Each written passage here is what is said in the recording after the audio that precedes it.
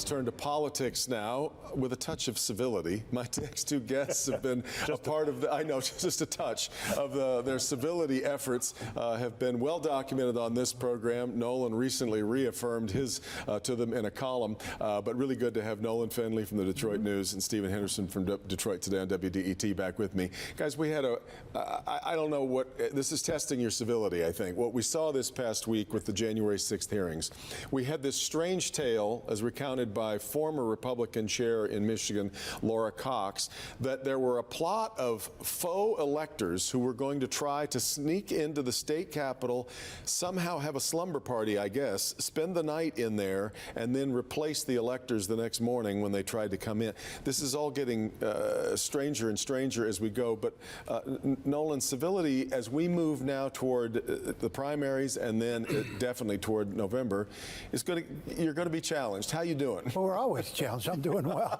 We're always challenged. Yeah, defend that. Why don't you? Of course, these hearings are certainly producing a lot of salacious details, and I think that was the point of them, whether they're revelatory or not in terms of. Oh, I think there have been a few things that have been revelatory, haven't they? Changing the analysis of what happened that day. Okay. I think it's pretty, it's pretty straightforward. It has been from the beginning. You had a narcissistic, self-interested, deranged president inciting a bunch of his most emotional supporters, and that certainly a reckless endeavor that should be dealt with.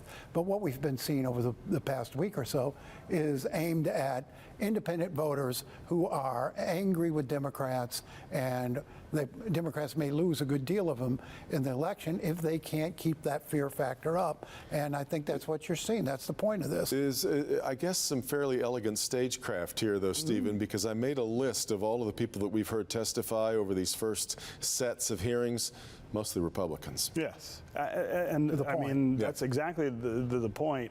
Let's start here. This is dictionary definition criminal conspiracy, right? It wasn't just that the president got his supporters excited to do this. There was a massive effort, overt acts all over the place to break the law, including sleeping in the Capitol, trying to replace electors.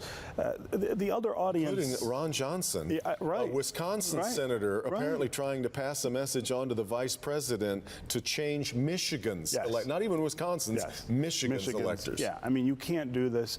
It is a cardinal threat to the republic and to the rule of law, and that is why it's on display as much as anything else. I mean, there is a political aim, as there is to everything in Washington, but what you have to do to threaten democracy, to get people's attention, that would go beyond this. This makes the Watergate hearings in many ways seem like they were much ado about not very much.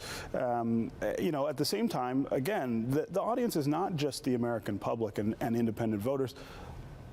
A significant audience here is the Justice Department, who has its own investigation, but I think even they are seeing and learning things here that they may not have had as much access to. This congressional investigation has been more aggressive, I think, and that's important. As we've talked about on the program, though, the litmus test at the Republican convention largely became, do you believe or not believe that Joe Biden is the legally elected president, which is going to make civility interesting and challenging for. I mean, you're going to have a lot of guests on your program that believe some really far-flung, crazy things. Yeah, well, and or say they do. So I've been saying for a while, January 6th is the best example we've had in my lifetime of what happens when we don't have civil exchange, when we can't solve our differences in reasonable forums by reasonable means. And I think a lot of us, in addition to being very angry at watching what was going on,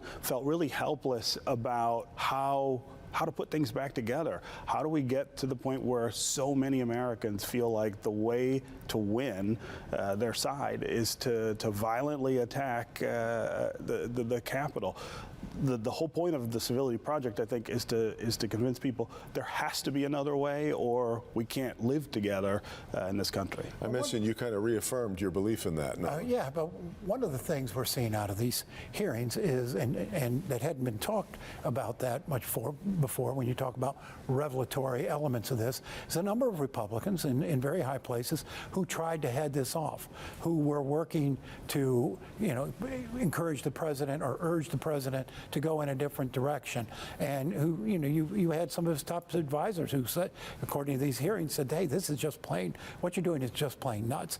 Not just what happened on January 6th, but what happened leading up to this. So I think there's not a sharp, necessarily 50-50 divide in the country. You either believe the election was stolen or you didn't.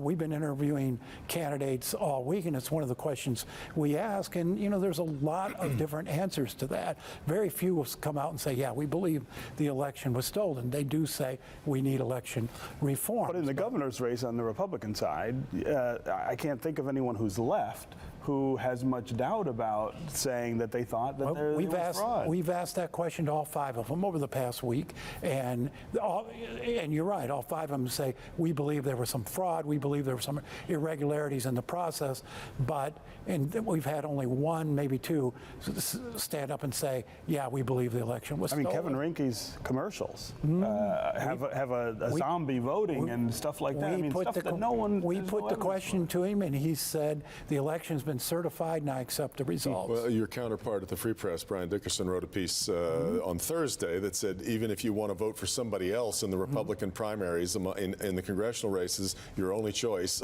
are people who believe that the election was stolen. That's not what I've been getting in our interviews. Interesting. Well, then we'll watch that as we move forward. I wanted to make sure we got to what's going on. There's an effort right now. We're all watching it take shape that would completely redo the Detroit skyline. Second largest building in the state of Michigan, and now all of a sudden we've had 2 city council meetings hit the pause button over $60 million on a building that runs to well over $1 billion. Does Dan Gilbert have a foot to stand on here, Nolan, and say he needs more help? It wouldn't appear. He may need more help, and this project may be much more profitable with that $60 million, but he doesn't have a leg to stand on in terms of the law. The ordinance that sets this up says that the viability of this project must be at stake. It must depend on the tax break before the tax break can be awarded. I don't believe $60 million on a $1.4 billion project makes it viable Kind of hard to or say not it's a deal viable. breaker. Yeah, it also says it's got to be requested, granted, within 6 months of the project starting. This project started years ago. Well past so that. I don't think his request complies with the language of the law. Stephen, both he and the mayor, as the mayor is in favor of this, talk about all the jobs that are going to be created in this building. We sometimes mistake new jobs for existing but reshuffled or moved jobs, right? That's is this really going to create 2,000 new jobs in downtown? I'm not sure I believe that. I also take issue with, and I think this is the thing we never get to in this conversation, I take issue with the approach. The idea that the way to create jobs, the way to create opportunity for Detroiters is by handing money to really rich people and letting them create things that we think will trickle down to them. That's an approach that hasn't served Detroiters very well. We should be talking about how to redo the way that we move government assistance to people and the way we try to incentivize private interests to actually lift Detroiters up, create real opportunity for Detroiters directly, not indirectly.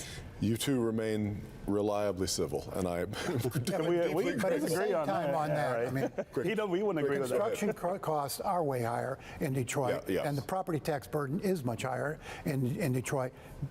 Investment and development shouldn't be an altruistic venture. There should be an expectation of a return.